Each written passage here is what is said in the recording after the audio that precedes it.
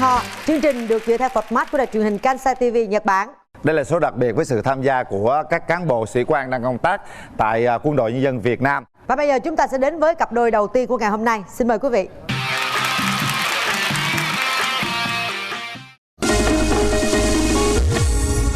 Em thích con mẫu con trai nó độc lập một chút, không lên có kiểu lụy tình ấy. Cái kiểu đó em rất là sợ. Em không lụy tình nhưng mà thỉnh thoảng em mít ướt. Đó, thấy chưa, thấy chưa. Mời bạn nam. Wow. Mời bạn nữ.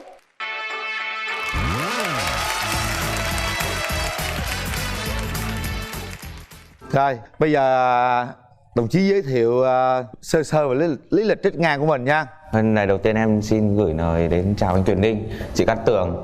Em tên là Phạm Quang Huy. Em sinh năm 1994, đang công tác tại tỉnh Gia Lai. Gia đình ở thị trấn Cao Phong, tỉnh Hòa Bình. Quê gốc ở Chương Mỹ, thành phố Hà Nội. Em có thể nói cụ thể cái việc của em trong quân đội đang làm gì? Công việc cụ thể của em là sửa chữa, bảo quản vũ khí khí tài. Chuyên ngành chính của em là bên phòng không, vũ khí bắn máy bay. Ghê vậy. Hết ạ.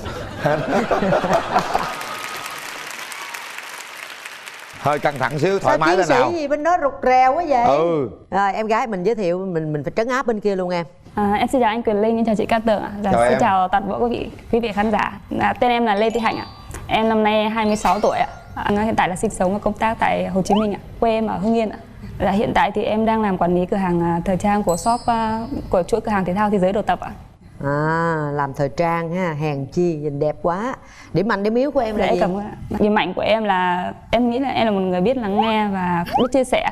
Em khá là dễ tính, em thích sự đơn giản nên là không thích cái gì phức tạp lắm. Còn điểm yếu của em thì là em nói hơi nhanh và em thấp nữa. Rồi mời bạn trai. Điểm mạnh của em là vui vẻ, hòa đồng, dễ gần. Em rất là dễ tính thôi. Phóng khoáng, rất là tâm lý, chu đáo việc trong gia đình cũng như việc của đơn vị. Có thể nói là người đàn ông của gia đình. Quá dữ. Điểm yếu là gì? Em không thích chơi thể thao. Trong quân đội phải chơi thể thao chứ. Những thời gian đấy em dành cho việc khác. Em chơi gì? Dạ, em thì em không chơi gì. Không chơi gì luôn? Ví dụ như là đi làm tăng gia cùng anh em ở trong đội hoặc là việc gì đó.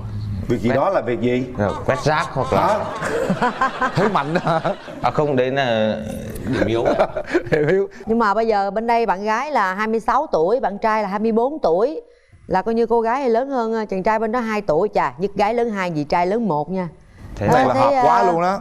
Em có ngại gì không? Trong tình yêu em không phân biệt tuổi tác. Bởi vì những người trước em thích là toàn là hơn tuổi. Em gái có ngại gì không em? Thật ra thì em cũng hơi thích muốn người có thể bằng tuổi em thì em thích hơn.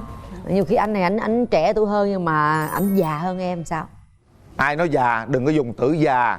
Nhìn người ta trẻ nhưng ta chín chắn hơn. Chín chắn hơn. Lập trường vững hơn. Rồi. Bây giờ em muốn tìm một người bạn gái như thế nào? Về ngoại hình thì em cũng không quan trọng ngoại hình cho lắm. Cao thấp đều được, không đeo kính bởi vì em không thích người kính cận. Ủa sao vậy? Hung nó cấm. Nó như kiểu là em không hai bốn mắt nhìn nhau mà lại có một cái gì nó chắn ở giữa. Thì lúc nhìn nhau ta tháo kiến ra. Rồi còn không thích gì nữa? Yêu nó quan điểm tình yêu thì cách chân thành, trung thủy, quan điểm rõ ràng, muốn chia sẻ với tất cả với nhau những cái chuyện nhỏ nhất. Bên kia có đáp ứng nhu cầu được bên đây được bao nhiêu % không? Đơn giản quá. Đơn giản quá anh. Đơn em giản nghĩ quá là em đáp ứng được. Có cái điều gì em không thích ở người bạn gái không? Không đứng núi này trông núi nọ ấy ạ. Vậy thôi hả? Lẽ đứng núi này trong núi này. Tôi đứng núi bên này tôi phải nhìn núi bên kia có gì không chứ. Chứ khi nào lên núi mà nhìn tại núi này không? Phải quan sát hết xung quanh mình có cái gì. Quan trọng là mình quan sát xong mình có tới đó hay không thôi. Mình quan sát xong mình mới thấy mình đứng cái núi này ngon à. Mình phải nhìn xung quanh để biết núi mình là số 1 chứ. Rồi vậy thì em gái mình có cái mẫu người lý tưởng của mình như thế nào không? Dạ em thích một chàng trai là người, cao ráo ạ. Cao ráo, cao nhiêu? Khoảng tầm 1m7 là. Anh bên kia cao nhiêu? Em 1m7 ạ. Rồi đúng chuẩn. Em cũng thích chàng trai mà trắng một chút. Chà, anh này anh đi quân đội sao anh trắng được ta? Trắng à? Dạ. Trắng à? Anh ngồi trong phòng anh sửa chữa thôi phải không? Anh sửa vũ khí ở trong phòng không mà.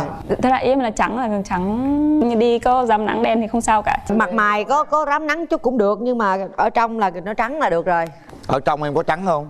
Có khúc trắng khúc đen. Cô gái tìm người yêu cũng lạ nha. Dạ vâng, em thích là nếu như người đó có ý tưởng kinh doanh một chút nữa thì Kinh em doanh. thích, nghĩa là tính cách cởi mở hướng ngoại ạ. Anh này trong quân đội có làm thêm đó, là tăng gia sản xuất trồng rau, chăn nuôi được không? Dạ được ạ. Em thích con mẫu con trai nó độc lập một chút, không lên có kiểu hơi lụy tình á, cái kiểu đó em rất là sợ. À, kiểu như mà bạn gái giận rồi khóc lóc năn nỉ ỉ ôi đồ phải không? Có không em? Em À. không lụy tình nhưng mà thỉnh thoảng em mít ướt. Đó, thấy chưa? Trông em này nhưng mà mỏng manh dễ vỡ. Ôi, Em thích người mạnh mẽ. bộ đội mà mong manh dữ lắm luôn hả? Thích người mạnh Không, đấy mẽ. là Dạ. với người mà mình yêu thôi. Còn với người ngoài thì rất Có là bao khó. giờ em ngồi em khóc một mình chưa? Chảy 1-2 giọt nước mắt thì cũng có. Có Đấy là hả? lúc giận người yêu thôi ạ. Rồi, thôi vậy bây là giờ mít điều, ướt điều, rồi. điều, điều gì em gái không thích ở người bạn trai nè? Em không thích chàng trai hút thuốc. Chắc có quá. Có hút thuốc không em trai? Dạ em có ạ. Đó, thấy chưa, tôi chưa chung qua mà tôi biết có luôn á. Em cũng không thích con trai hơi Không khó một tính, tí. gia trưởng nữa. Anh này anh mít ướt, anh nghe lời bạn gái, nghe lời vợ lắm. Anh không có gia trưởng gì đâu. Em nạt cái anh khóc à?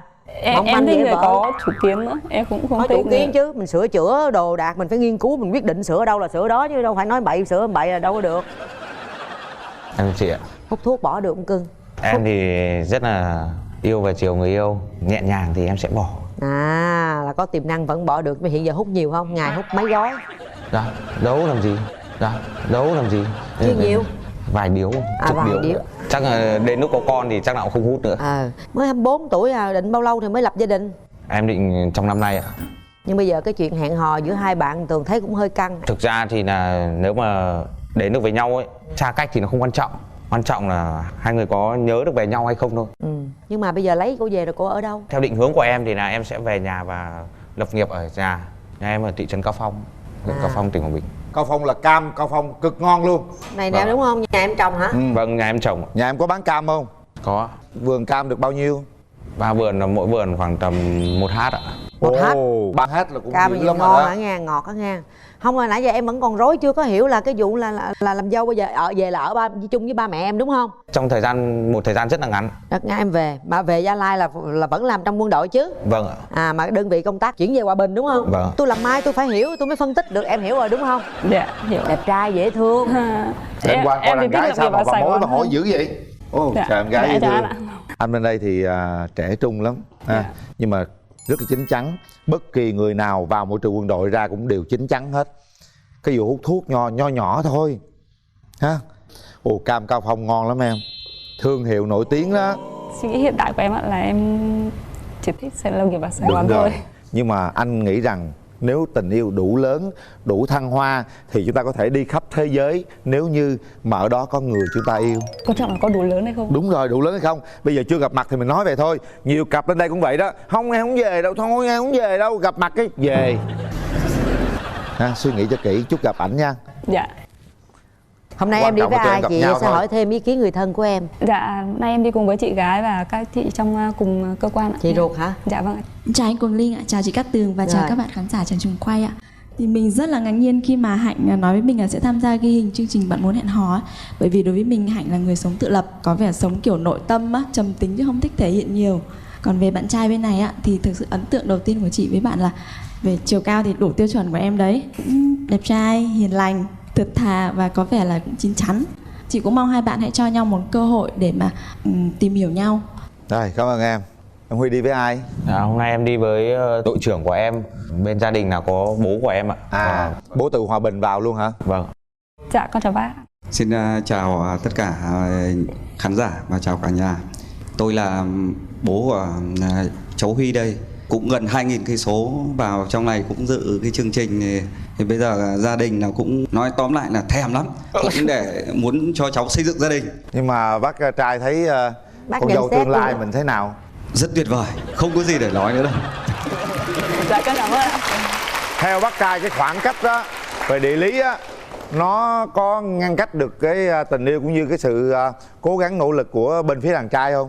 các cháu ở đâu công tác ở đâu, lập nghiệp ở đấy cũng được, không làm sao. Giờ trong Nam ngoài Bắc thì thấy nó gần, thông thương nó cũng dễ, chả vấn đề gì hết. Cảm ơn bác nhiều ha. Dạ cảm ơn bác. Bây giờ để gặp sếp đi ha. Xin kính chào hai MC, xin kính chào toàn thể quý vị có mặt trong trường quay hôm nay. Xin chào em gái. Dạ chào. Về nhận xét về em gái là ok rồi đấy, anh ngồi dưới đây là ok rồi. Còn là hai thầy trò mình đi từ Tây Nguyên xuống đây, bố từ Tây Bắc xuống đây là thống nhất nhau tiêu chuẩn, rồi về bạn gái là không gì phải bàn cãi. Anh mong hai em cho nhau một cơ hội để chúng ta tìm hiểu. Mà em hơn Huy 2 tuổi thì em yên tâm là đối với Huy là rất tâm lý. Ở đơn vị là Huy là một người rất trách nhiệm trong công việc, mà biết chia sẻ, biết quan tâm người khác. Thì Huy 24 tuổi thôi nhưng mà già trước tuổi rồi. Dạ em cảm ơn ạ. Chị nghe cái em đăng ký thì em cũng có ý định là mình về quê lập nghiệp, mà em là ở Hưng Yên đúng không? Dạ đúng rồi ạ. Thì bây giờ mình về gần quê nhà mình cũng được, có sao đâu. Quan trọng là hai bạn Tâm gặp sự mặt với thế ảnh nào nha. đó rồi mình nói Cố tiếp gắng, ha. mình nhìn coi mình có cảm hứng là tự Rồi. nhiên mình mới thay đổi được suy nghĩ. Kéo màn.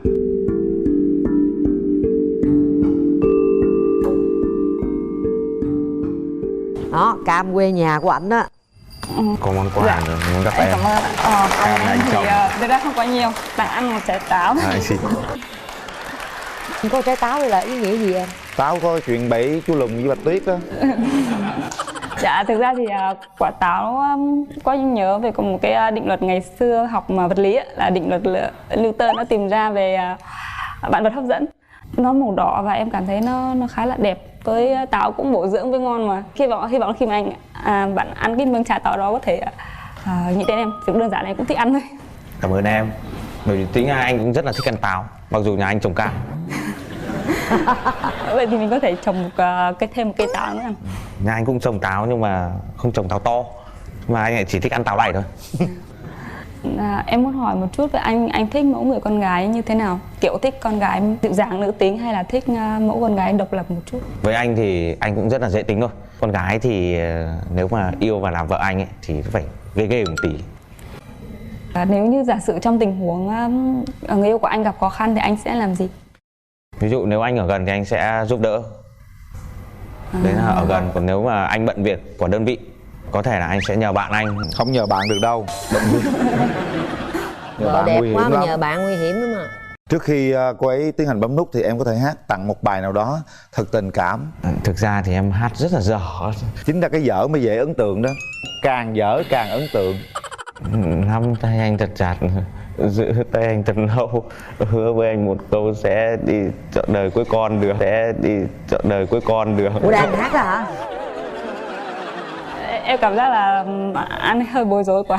Trước một người đẹp bao giờ những chàng trai cũng bối rối. Ngay cả người đã được huấn luyện qua những cái gọi là khó khăn nhất mà nấy còn run, đừng nói chi ai. Chúng ta kết thúc cuộc nói chuyện ngày hôm nay. Trong chương trình Bạn Muốn Hẹn Hò, chúng ta quyết định theo nhịp đập của trái tim, đừng vì bất kỳ điều gì cả. Khi chúng ta bấm nút là chúng ta trao duyên. Nào suy nghĩ thật kỹ nha. Hãy suy nghĩ và đưa ra quyết định của mình sau 3 tiếng đếm. Chuẩn bị 1 2 3. Hết thời gian. Wow, Thật là bất ngờ. tuyệt vời. Chị lo quá. Chị nói thêm cho em vì chị cứ sợ cô này cô không chịu bấm. Em cảm giác em như thế nào? Em rất là vui và em sẽ cố gắng cán được cô ấy. Tán ở trong miền Nam nó tán tức là Em có thể cho biết một chút xíu cảm nghĩ của em bây giờ. Lý do tại sao em quyết định bấm nút mặc dù em còn rất nhiều hoang mang. Lúc em rất hoang mang á. Đúng rồi. Nếu như bình thường chắc chắn là em sẽ không bao giờ đồng ý. Thì lý do tại Tại sao vì khoảng cách của hai người phải nói là quá lớn. Trước đây trong vấn đề tình cảm em chưa bao giờ dám gọi là vượt ra khỏi một cái gì đó của bản thân mình, có một cái hàng rào. Cho nên lần này em muốn thử một lần. Và bây giờ thì kết quả đã bấm nút nhau rồi. Hai bạn nắm tay nhau đi đã nào. bắt đầu từ bây giờ, thời điểm này các bạn đã chính thức hẹn hò với nhau. Và tôi tin rằng một ngày không xa các bạn sẽ trở thành cặp đôi hoàn hảo của các Bác bạn. trai có một ý kiến cho hai cháu lúc này, thấy hình ảnh này đẹp đôi không ạ? Cảm xúc của bác bây giờ như thế nào? Bản thân người bố như những lúc như thế này thì phải nói là tim đập nhanh và hồi hộp và rất sung sướng, rất tuyệt vời. Hai con gần được nhau thì tuyệt vời nữa, trên cả tuyệt vời.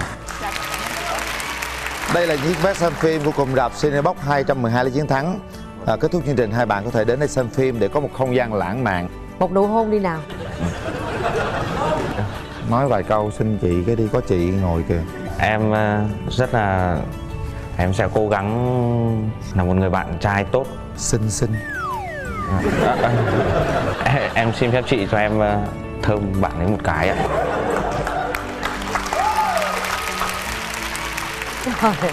Chưa có trúng má, không ai thấy chứ á. Thôi được rồi, chúc mừng hai bạn.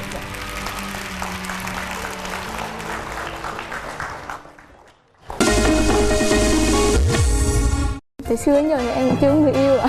Có khi nào em nghĩ em sẽ yêu một anh chàng trong quân đội không? Dạ thật ra môi trường làm việc của em thì hàng ngày đều tiếp xúc với những bác sĩ quân y. Dạ nên từ lâu ở trong em nó đã có một tình yêu rất là to lớn đối với những bác sĩ quân y và những người lính. Anh cứ lo là cô gái không mắm mắt. Em cũng nghĩ vậy đó chứ. Nhưng mà cả hai đều là những người khó có cơ hội tìm một tình yêu nên họ nắm bắt cơ hội này. Hy vọng với cái sự quyết định ngày hôm nay sẽ dẫn hai bạn ấy đến một bến bờ hạnh phúc.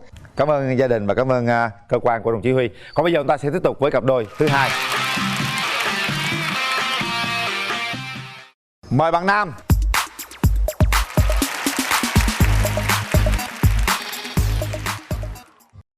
Mời bạn nữ.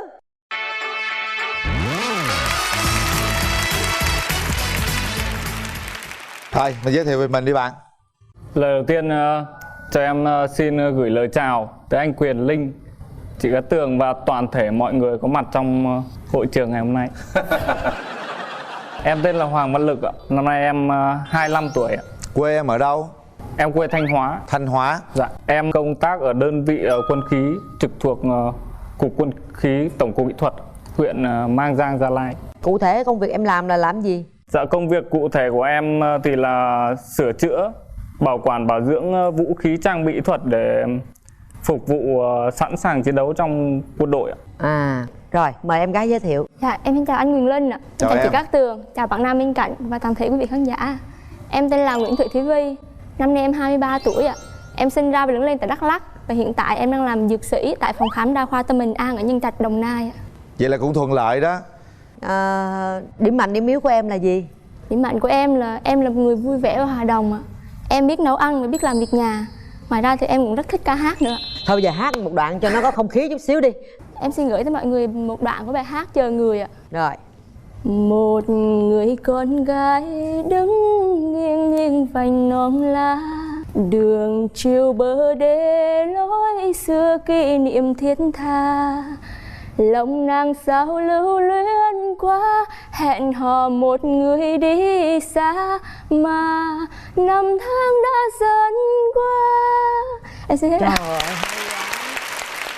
Giọng trai hát cảm nhận giọng hát của cũng bạn gái ngọt như thế ngào ha. nào? Bạn ấy hát quá hay ạ. Quá hay Quá hả? hay. Em hát đi, hát đáp lại đi. Ôi, em...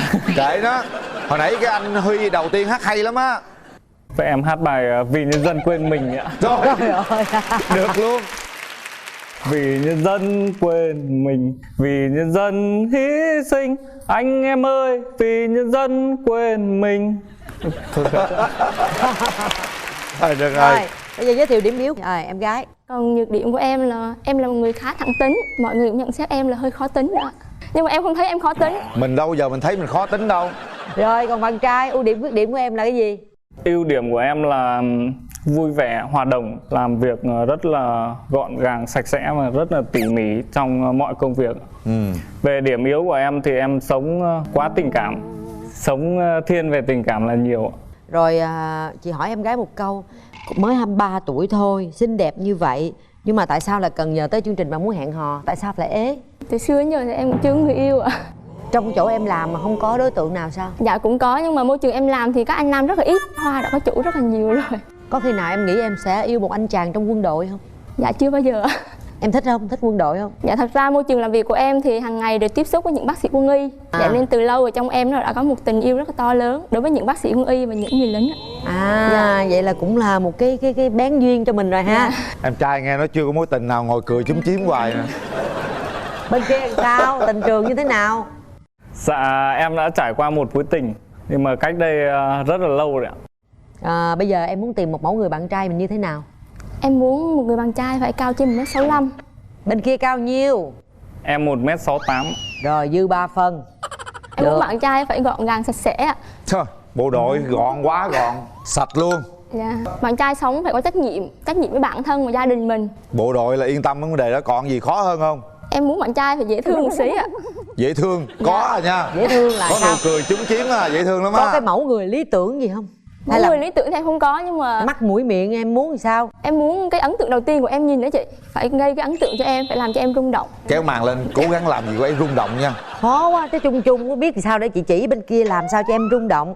Nhìn phải duyên, phải dễ thương. Cái duyên này nó hơi khó ha. Không có à nha, bên đây có duyên à. Vậy hả? Tôi nhìn tôi thấy cho tôi còn khoái đừng nói chi cổ.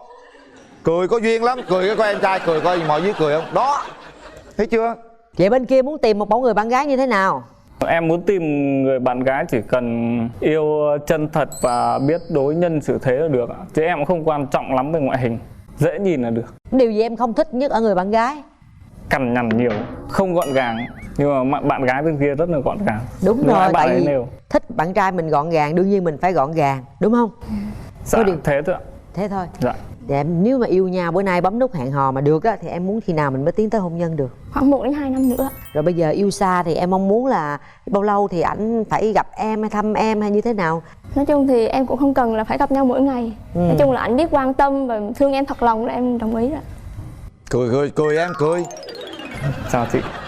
Duyên. Trời ơi, cười có duyên tôi biết mà. Sao hơi ốm vậy? Em ăn mãi mà không lớn đâu.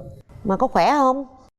Chắc là khỏe. Hỏi khỏe không? Bậy, ông hồi nãy ông cũng quân đội mà ông không có chơi thể thao kìa. Nhưng mà người ta vẫn khỏe. Không, nhiều khi ông ngồi trong phòng sửa máy móc không riết rồi quân đội nó là không có rèn luyện thân thể khỏe, yên tâm đi. Ông rèn là lúc mới vô quân đội, giờ vô lâu rồi ngồi trong phòng sửa không Giác yếu. cây súng không nổi cũng không có sửa được đâu. Cái này giác súng nổi không mà sửa. Nổi chứ chị. Nổi Vác hả? người cũng nổi ạ. Anh gồng lên cho chị coi coi. Có chuột. Có chuột rồi ha. Con chuột nó nói ba lớn vậy luôn rồi nè. Dòm hẳn mặt tôi cái coi, mặt tôi không dám nhìn, sao dám nhìn mặt cô kia. Trẻ mà nó phải mắc cỡ chứ. Xấu hổ. Ủa trời, đi lên đây tìm bạn gái mà có gì đâu xấu hổ. Vợ về ở đâu, lập nghiệp ở đâu? Chỗ nào thích hợp thì lập nghiệp ạ. Ngon lành vậy đó hả? Dạ vâng. Duyên, ông này duyên Nhìn nè. con người ta hoài tao mắc cỡ. Không phải vậy đó, phải tôi luyện. Trời. Rồi bao lâu đám cưới? Cổ nó muốn 2 năm đó, được không? 1 năm đến 2 năm. Tầm đấy cũng được ạ. Là mình là tính lập nghiệp trong này cũng được chứ không cần phải về Thanh Hóa. Dạ vâng. Em có kinh doanh gì thêm không? Dạ không, em không kinh doanh ở ngoài. Sau này có định phát triển kinh tế như thế nào không?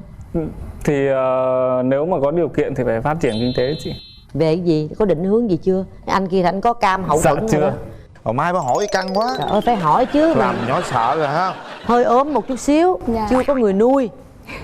Chàng gái ốm nhưng có duyên. Dạ. Đúng như em nói, nhìn gương mặt này là thấy cảm tình liền. Dạ. Có khi nào em nghĩ rằng em sẽ yêu một người gọi là ở xa thiệt xa không? Dạ chưa ạ. Nó thú vị lắm. Dạ. Yêu một người ở xa, nó có cảnh chờ đợi, cảnh mong chờ, rồi cảnh khát khao, những khát vọng, những cái nhớ nhung đó nó hay lắm em. Dạ. Thử một lần đi. Dạ. Thế lâu lâu cái được gặp nhau có nó đã lắm. Dạ. Chưa yêu lần nào nên chưa biết đâu. Có khi nào anh xem phim tưởng tượng một cặp trai gái đang hôn nhau chưa? Dạ chưa ạ. Có khi nào mình nghĩ mình sẽ hôn một chàng trai nào đó chưa? Dạ chưa ạ. Chưa luôn hả? Dạ chưa ạ. Em thích con trai hay thích con gái? Em thích con trai ạ. Phải hỏi kỹ. Nhưng mà cô gái rất là xinh nha. Dạ. Em xinh lắm luôn á. Cảm ơn ạ. Rồi thôi được rồi. Bây giờ hỏi ý kiến người thân đi. Hôm nay Dạ. em đi với ai? Dạ em đi với anh chị và đồng nghiệp của em. Em chào anh Huyền Linh, chào chị Cát Tường. Em là chị họ của Vi. Nhận xét về bạn trai thì hơi gầy, tầm cỡ 5 kg nữa được. Cho hỏi là mình có tính lập nghiệp ở Gia Lai luôn không? Ở đâu mà phù hợp và thích hợp với em thì em sẽ ở đấy. Chứ không nhất thiết phải về quê. Có ai có ý kiến gì nữa không? Dạ, em chào chị Cát Tường, em chào anh Quyền Linh. Chào em. Em đang công tác tại phòng khám đa khoa Tâm Bình An. Em là bác sĩ. Em nhận xét Vi là một người rất là thẳng tính. Còn đối với bạn trai thì em thấy bạn này thì rất là vui tính, thấy cũng dễ gần. Còn cơ hội mà để cho hai bạn mà tìm hiểu nhau, đó là tùy thuộc vào hai bạn. Hôm nay nhà trai đi với ai? Dạ hôm nay em đi với đội trưởng và anh họ của em. Xin chào toàn thể các quý vị có mặt trong trường quay hôm nay. Về nhận xét này em gái ở trước. Lực ơi, em gái này 10 năm trước là anh ngồi ghế em là anh bấm rồi á. Còn về nhận xét bên phía đồng chí Lực. Đồng chí Lực là một cá nhân rất xuất sắc trong đội. Em tính em thích một người con trai là gọn gàng, sạch sẽ đúng không? Tổng chiến lực là ok, không vấn đề gì. Hy vọng là qua chương trình này thì hai em cho nhau một cơ hội để chúng ta tìm hiểu nhau có hết. Rồi, cảm ơn anh. Rồi cho anh trai anh họ. Chào anh Quỳnh Linh và chị Cát Tường. Đánh giá về Lực là một người rất hiền, chịu khó nhưng mà nhát gan lắm. Nhát gan hay nhát gái? Nhát gan kỳ lắm mà. Vâng, đánh giá về bạn gái bên đây là ok, tùy duyên hai người. Dạ, xin hết. Rồi, cảm ơn anh. Rồi, bây giờ là tới phiên hai bạn nha. Chúng ta sẽ có ít phút để trao đổi với nhau. Cố gắng nha, tìm hiểu nhau nha. Kéo màn.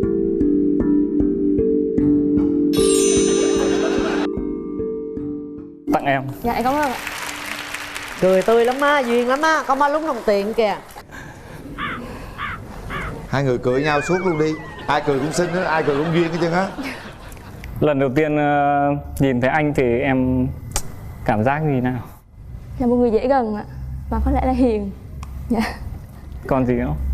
Dạ mới thì chắc chỉ vậy thôi ạ. Dạ. Còn em thấy bạn gái thế nào? Bạn gái rất là xinh ạ. Và cũng vui tính. Nụ cười thế nào? Duyên ạ. Ánh mắt thế nào? Ôi. Giống như tưởng tượng khi mà em đang nói chuyện qua bức màn hay không? Khi mà nghe giọng nói của em bên kia thì em đã biết là bạn ấy nhìn rất là hiền rồi. Hiền thật, nhìn cũng hiền, rất là hiền. Giả sử mà sau này chúng ta yêu nhau ấy, dạ. Có thể em nghỉ em về Đắk Lắk, nhà Đắk Lắk. Anh nghỉ nhưng mà anh có việc ở trong đơn vị anh không ra ngoài được. Dạ. Thế em về em có lên thăm anh không? Cái này là hơi khó, cái này là anh phải xuống thăm em. Dạ. Chứ tại vì thời gian em về gia đình 1 tháng, 2 tháng, 3 tháng em mới về được một lần. Và thời gian em về chỉ được 2-3 ngày thôi, vậy nên em muốn dành thời gian gia đình nhiều hơn. Thì nếu anh quan tâm em thì anh phải xuống thăm em. Dạ. Nếu mà yêu nhau thì anh sẽ tận dụng thời gian để xuống thăm em một cách nhiều nhất. Em thích hát và hay hát hay như thế mà anh không biết hát thì em thấy như thế nào? Theo em thì cái liên quy được bù trừ thôi anh ạ. Nếu mà em hát hay thì em nghĩ sau này người chồng em chắc cũng hát không hay đâu. Dạ. Nhưng mà em hát không hay vậy nên em hát hay mà là bằng nhau rồi. Dạ. Anh muốn hai đứa cho nhau cơ hội. Dạ. Để có thể tiếp tục tiến xa hơn. Dạ. Cho cơ hội thì em phải chinh phục cô ấy. Phải làm sao cô ấy tin là cô ấy sẽ bấm nút chứ. Thật ra thì khi nhìn thấy em thì anh rất là bối rối. Không biết nói gì, run. Anh quân nhân thì đương nhiên là anh rất trách nhiệm nên em yên tâm, có thể yên tâm về nhiều thứ. Đó, ít nhất phải nói được vậy. Anh mong em là có thể tin tưởng anh. Xin hết ạ. Xin hết. Giống báo cáo quá. Chúng ta đang đối diện với hàng triệu khán giả, đang đối diện với người thân, ông bà, cha mẹ của gia đình mình. Chúng ta không thể dối lòng được, không thể bấm nút vì bất cứ điều gì. Tôi luôn luôn nhắc lại điều đó. Con tim mình rung động, thật sự mình muốn tiến tới mình hẳn bấm nút. Hãy đưa ra quyết định của mình sau 3 tiếng đếm. Chuẩn bị. 2 3. Hết thời gian. Nút đã bấm. Chúc mừng hai bạn. Nào, nắm tay nhau. Chúng tôi luôn luôn nhắc đi nhắc lại là trái tim rung động hãy bấm nút. Như vậy là hai trái tim này đã có rung động với nhau. Lo cho mấy chàng trai này, sao mấy chàng trai rụt rè quá vậy không biết. Em hên là em chốt được cái câu cuối. Anh là quân đội, anh đã có trách nhiệm. Chúc các bạn hạnh phúc. Đây là những chiếc vé xem phim của cụm rạp Cinebox 212 Lý Chiến Thắng. Đưa cô ấy xem phim đi để hiểu nhau nhiều hơn nha. Sao em gái? Dạ. Em gái dễ thương quá. Rồi, chúc mừng hai em. Hoàn thành được hai cặp đôi này. Vậy là ngày hôm nay chúng tôi đã hoàn thành nhiệm vụ của các đồng chí quân đội giao cho rồi ha. Việc còn lại là do các đồng chí ấy có hoàn thành hay không. Liệu khoảng cách có giới hạn được tình yêu của họ hay không? Quan trọng là tình yêu của họ có đủ lớn hay không? Chúng ta hãy tiếp tục theo dõi hai cặp đôi này nha. Quý vị cũng có thể theo dõi lại trên kênh YouTube MCV Media hoặc là cổng thông tin Love TV. Và bây giờ xin kính chào và hẹn gặp lại.